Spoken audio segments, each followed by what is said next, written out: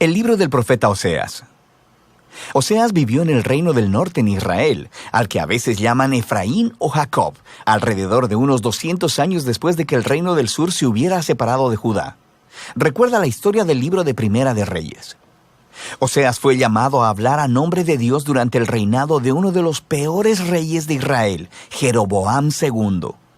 La nación estaba cayendo en el caos y en el año 722 el grande y terrible imperio asirio arrasó y destruyó a Israel. De nuevo, mira la historia de Segunda de Reyes. Y Oseas había visto venir todo esto. El libro es una colección de aproximadamente 25 años de predicaciones y escritos, y casi todo es poesía. Y esta colección ha sido diseñada para contener 3 secciones principales. Profundicemos y verás cómo funciona.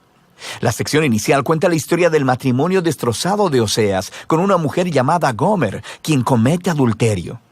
Ahora, no es completamente claro si Gomer se acostaba con otros hombres antes o solo después de que se casaron, pero ellos tuvieron 3 hijos y luego las cosas se desmoronaron. El punto importante es que Dios le dice a Oseas que a pesar de la infidelidad de Gomer, él debe ir a buscarla, pagar sus deudas a sus amantes y comprometerse en su amor y fidelidad hacia ella una vez más. Y luego, Dios dice que todo esto, el matrimonio roto y luego restaurado, y los hijos, son símbolos proféticos que cuentan la historia de la relación de Dios con Israel.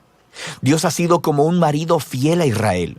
Él los rescató de la esclavitud, los llevó al monte Sinaí, donde entró en un pacto con ellos. Les pidió ser fieles únicamente a Él.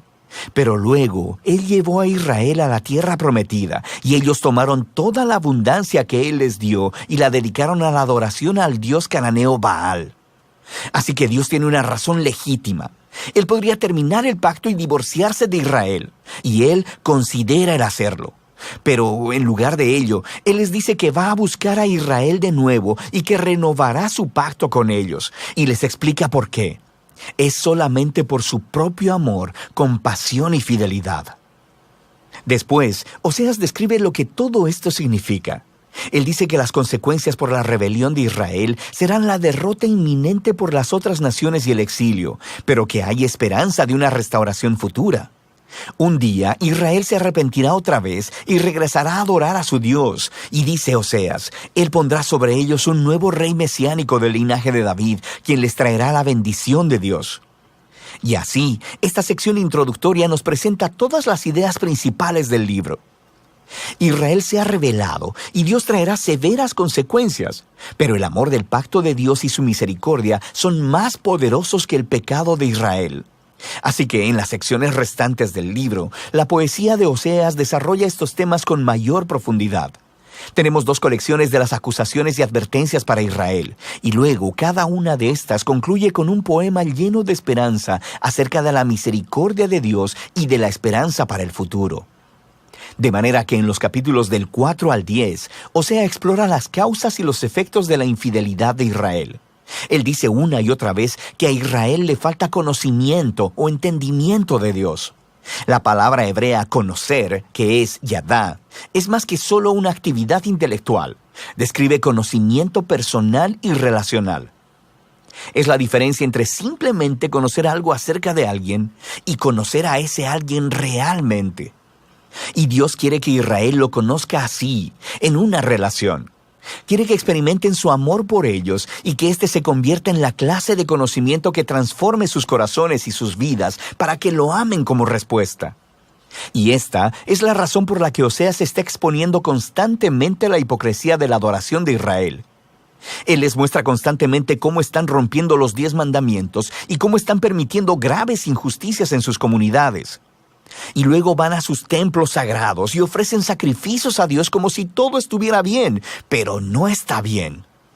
Y no solo por su hipocresía, sino porque también están adorando a todos estos otros dioses. Muchas veces Él menciona sus altares a Baal en las ciudades de Betel y Gilgal. Y ellos no solamente han entregado su lealtad a otros dioses, también Oseas acusa repetidamente a Israel de confiar en sus alianzas políticas con Egipto y Asiria.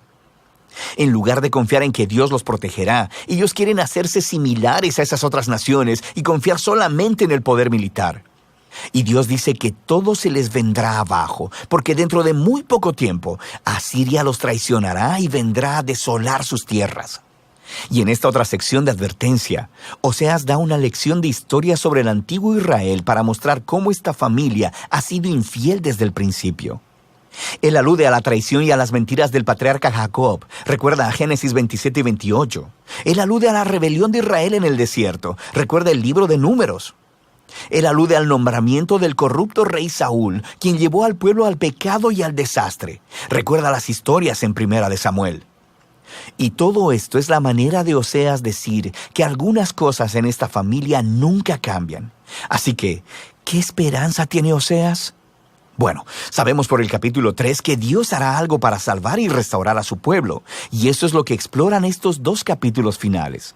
El capítulo 11 es hermoso. El poema muestra a Dios como un padre amoroso que crió a su hijo Israel y luego compartió todo con él.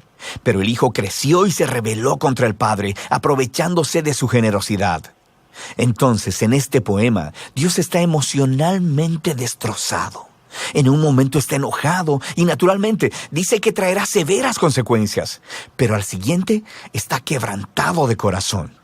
Y luego, él dice que es movido por su misericordia y compasión, y que él perdonará al hijo que ama. Él dice, ¿cómo te abandonaré, Efraín? Mi corazón se conmueve dentro de mí, se enciende toda mi compasión.